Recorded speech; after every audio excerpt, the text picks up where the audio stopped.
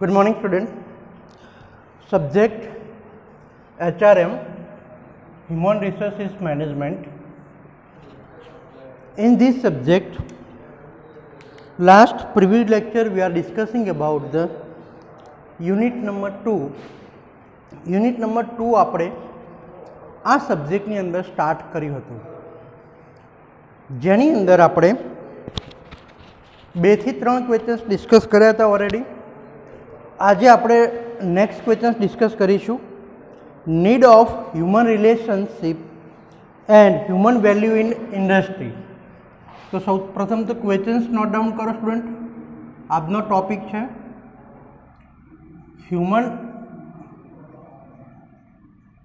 Relation and value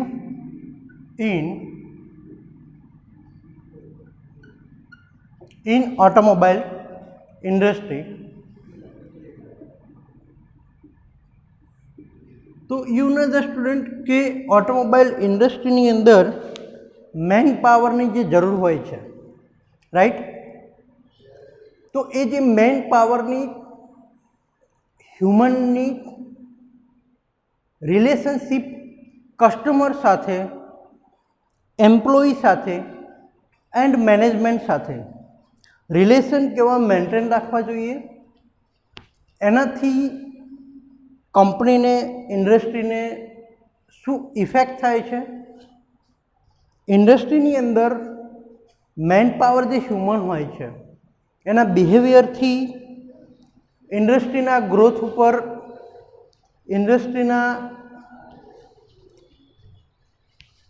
relations જે management ઉપર શું ઇફેક્ટ થતી હોય છે તે આપણે HRM સબ્જેક્ટની અંદર ડિસ્કસ કરીશું. તો ટોપિક છે human relationship and value of human in industry. તો ફર્સ્ટ ઓફ જોઈએ ટુ ધ કંપની. કંપનીની અંદર હ્યુમનની વેલ્યુ અને હ્યુમન રિલેશનશિપના શું ઇમ્પોર્ટન્સ હોય છે તે જોઈએ. તો ફર્સ્ટ ઓફલી two increase the productivity of the resources. Then means કે પ્રોડક્ટિવિટી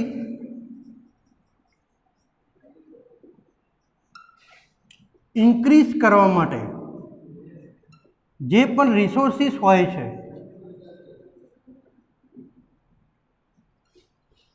તે ઇમ્પ્રુવમેન્ટ માટે ખાસ એક હ્યુમનની કે મેન પાવરની અને ઇન્ડસ્ટ્રી સાથેનું જે બોન્ડિંગ હોય છે તે ખાસ ઇમ્પોર્ટન્ટ હોય છે.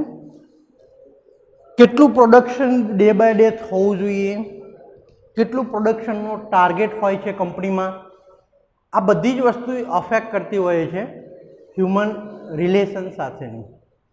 તો આ ફર્સ્ટ ટોપિક એની અંદર તમારે રાઇટ આઉટ કરવાનો કે increase the productivity of the resources. એના રિસોર્સિસ કયા કયા મેઇન હોય છે તે.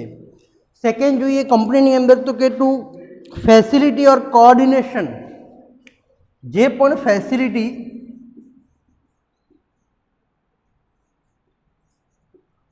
કંપની જે ફેસિલિટીઝ પ્રોવાઈડ કરે છે અને એનું જે કોઓર્ડિનેશન હોય છે man power and industry management સાથેનું જે કોઓર્ડિનેશન, અને જે તે કંપની પોતાના એમ્પ્લોયીને અથવા તો પોતાના મેન પાવરને કેવી ફેસિલિટી પ્રોવાઈડ કરતું હોય છે એની ઉપર તેની પ્રોડક્ટિવિટી ડિપેન્ડ કરતી હોય છે.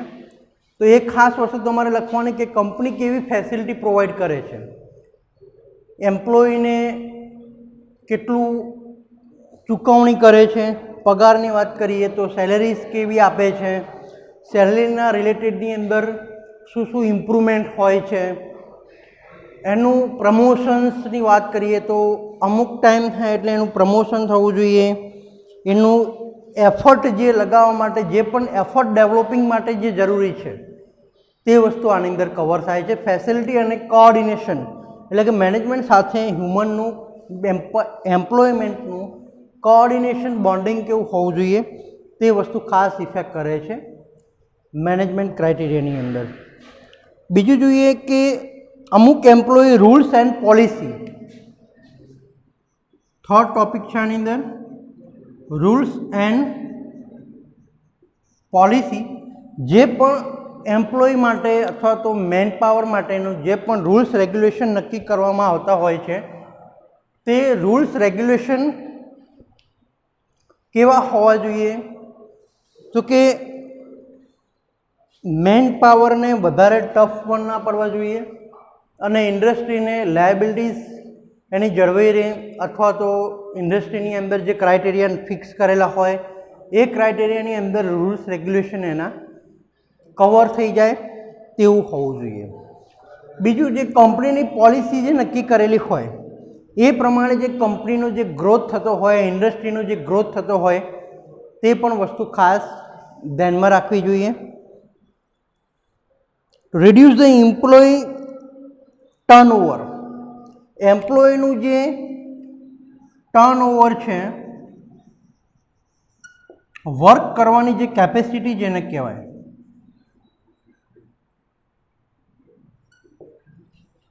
તે ડે બાય ડેનું જે ટર્નઓવર જે કંપનીએ ફિક્સ કરેલું હોય છે કે આટલા દિવસની અંદર આટલું ટર્નઓવર થવું જોઈએ, આટલા દિવસની અંદર એનું પ્રોડક્શન આટલું ટર્નઓવરનું હોવું જોઈએ, આ જે બધી વસ્તુ જે ફિક્સ કરેલી હોય છે તે ક્યારે પોસિબલ બને અથવા તો તે ક્યારે ઇઝીલી બને છે કંપની માટે?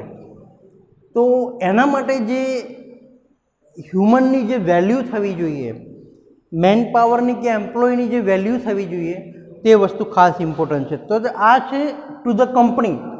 કંપનીએ કયા ક્રાઇટેરિયા ખાસ ધ્યાનમાં રાખવા તે એની વાત થઈ. હવે આપણે જોઈએ ટુ ધ એમ્પ્લોય, કે આપણે એઝ અ એમ્પ્લોય તરીકે કંપનીમાં વર્ક કરીએ છીએ, રાઈટ?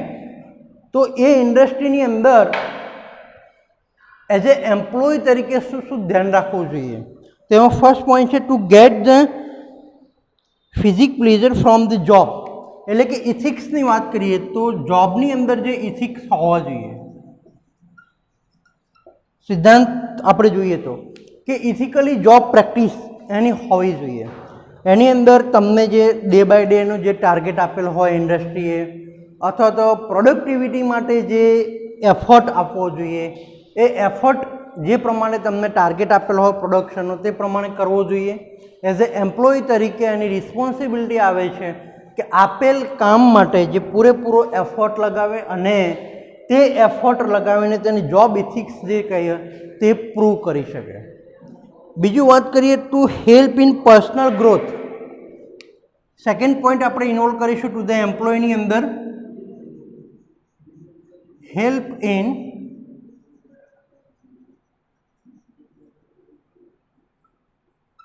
Personal growth. પોતાના પર્સનલ ગ્રોથ માટે એઝ અ એમ્પ્લોયીને ઇન્ડસ્ટ્રીની અંદર હાઉ ટુ જોબ કઈ રીતના કરવી જોઈએ, how to work and how to get the maximum productivity to recover and the criteria as base the company. કંપનીએ જે ક્રાઇટેરિયા ફિક્સ કરેલા હોય, તેનો જે ટાર્ગેટ આપેલો હોય, એની અંદર પોતાના પર્સનલ ગ્રોથને ઇમ્પ્રુવમેન્ટ કઈ રીતના કરવું એઝ એ એમ્પ્લોય તરીકે, તે વસ્તુ ખાસ અહીંયા ઇફેક્ટ કરતી હોય છે હ્યુમન વેલ્યુ અને હ્યુમન રિલેશનશિપ સાથે કંપનીને.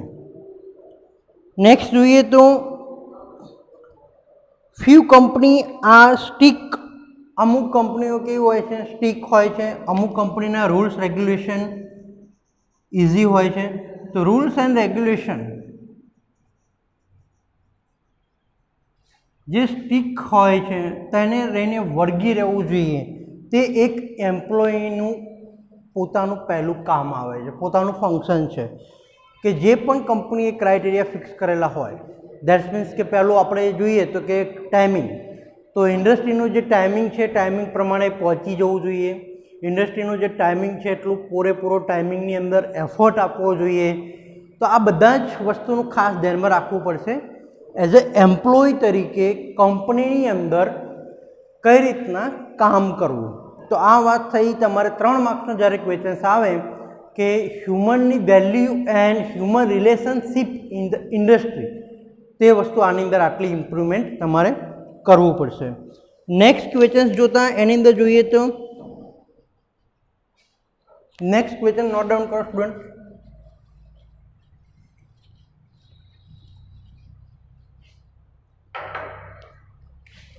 good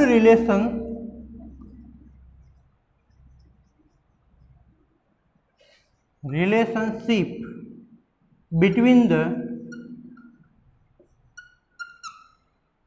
customer and supplier. It means કે કંપનીની અંદર જે પણ પ્રોડક્શન હોય છે એ પ્રોડક્શન જે કસ્ટમર સાથે અને સપ્લાયર સાથે જે લેવેચ થતી હોય છે તો એની અંદર કસ્ટમર અને સપ્લાયર વચ્ચેના જે રિલેશનશિપ હોય છે એ રિલેશનશિપ કઈ રીતના મેન્ટેન રાખવી, કઈ રીતના એની અંદર ઇમ્પ્રુવમેન્ટ કરવું એ વસ્તુ ખાસ હોય છે. તો અહીંયા એક ડાયાગ્રામ સાથે હું તમને સમજાવીશ કે એકચ્યુઅલી સપ્લાયર અને કસ્ટમર વચ્ચેના રિલેશન્સ કેવા હોવા જોઈએ, તો ઇન્ડસ્ટ્રીને શું ફાયદો થાય, શું મેરિટ ડિમેરિટ થતા હોય છે એ આપણે અહીંયા સમજીશું. તો સૌથી પહેલાં જોઈએ તો ઇનપુટ સપ્લાયર.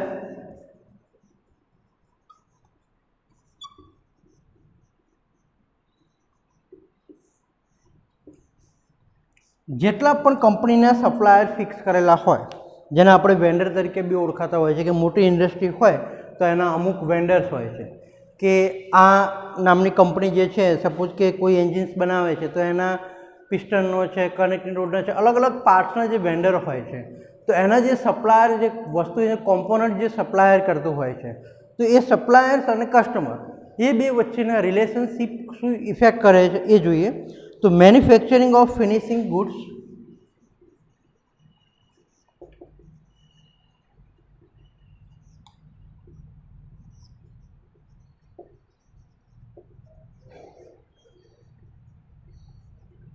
ગુડ્સ ટ્રાન્સપોર્ટેશન એટલે કે માલ સામાનની હેરફેર માટે જે મેન્યુફેક્ચરિંગ કંપની હોય એ કંપનીને પણ એક વસ્તુ ખાસ ધ્યાનમાં રાખવી જોઈએ કે સપ્લાયરને આપણે આટલા દિવસની અંદર, સપોઝ કે તો તમે કોઈ સપ્લાયર હોય એની જોડે તમે બોન્ડિંગ કરેલું હોય કે તને 10 દિવસની અંદર આટલા કોમ્પોનન્ટનું પાર્ટ્સ તને સપ્લાય કરવામાં આવશે.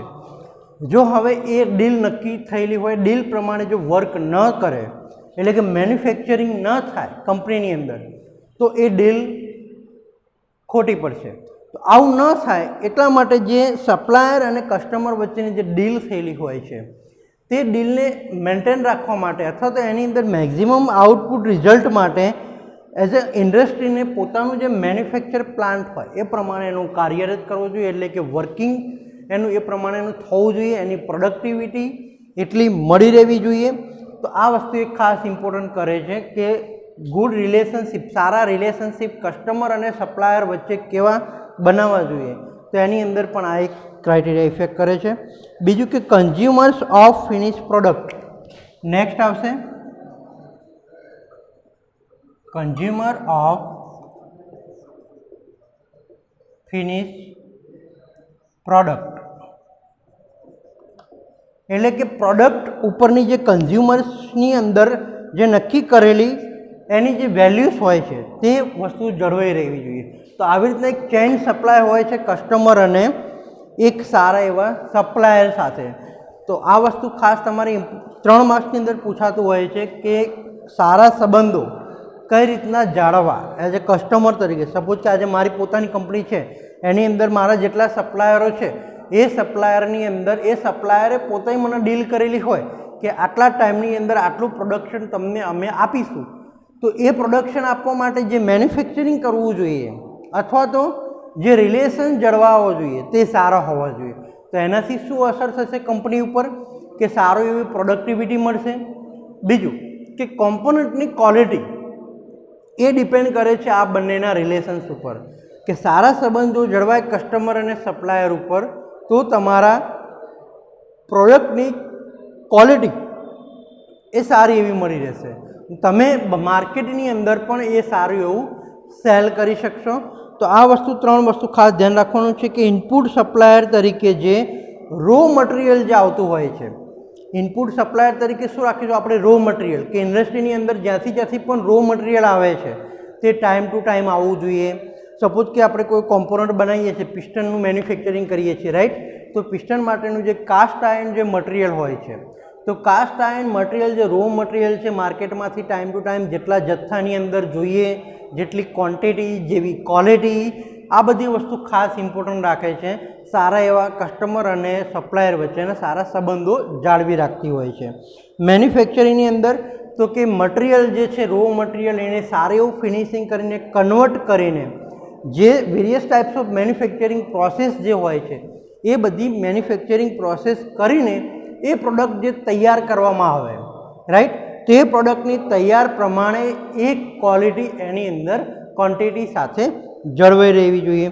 આઉટપુટની તરીકે તો ફિનિશિંગ પ્રોડક્ટ જે હોય છે મેન્યુફેક્ચરિંગનું, તે જે મેન્યુફેક્ચરિંગ શું ઈચ્છે છે એક વસ્તુ ખાસ યાદ રાખવી જોઈએ કે આપણી પ્રોડક્ટ કસ્ટમરને વેચવી છે, રાઈટ, સપ્લાયરને કસ્ટમરને પ્રોડક્ટ વેચવી છે.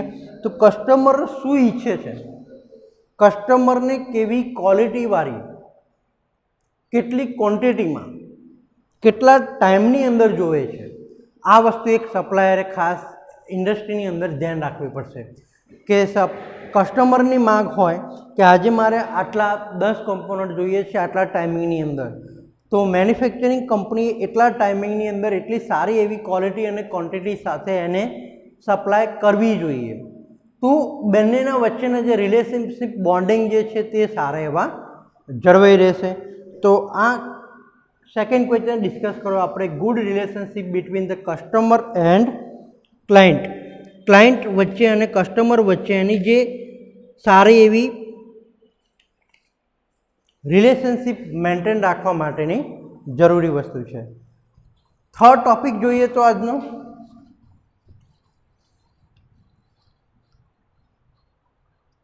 desirable human value and importance of including ethics.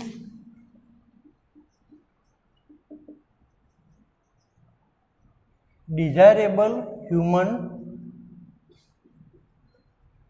value and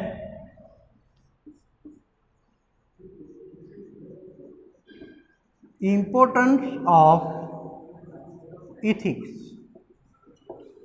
that's means કે હ્યુમનની જે ડિઝાયરેબલ વેલ્યુ, એની જે નક્કી કરેલી વેલ્યુ અને એના સિદ્ધાંતો, આ વસ્તુ ખાસ ક્વેશ્ચન્સમાં આવતી હોય છે જીટીયુ એક્ઝામની અંદર કે એઝ એ ઇન્ડસ્ટ્રી પર્સન તરીકે હ્યુમનની વેલ્યુ જે ડિઝાયરેબલ જે નક્કી હોય એ કઈ રીતના મેન્ટેન રાખવી અને એના ઇથિક્સ જે સિદ્ધાંતો છે તે જળવાઈ રહેવા જોઈએ, એના માટે શું કરવું જોઈએ ઇન્ડસ્ટ્રીએ.